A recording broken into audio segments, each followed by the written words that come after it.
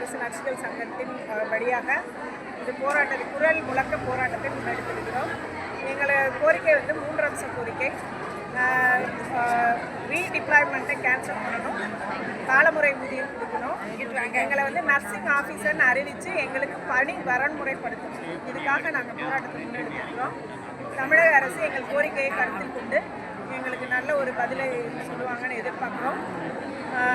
அது சங்க வழிகாட்டுதன்படி மேலும் வந்து போராட்டத்தை முன்னெடுக்க வேண்டியது தான் போராட்டம் முன்னெடுக்கணும். சரி, இதுக்கு எங்களுக்கு நல்ல பதில் வந்து கவர்மெண்ட்லேருந்து கிடைக்கும்னு நினைக்கிறோம். கிடைக்கலன்னு சொன்னால் அடுத்த கட்ட போராட்டம் அவங்க சங்கத்திலேருந்து அறிவிப்பாங்க, அதுபடி நாங்கள்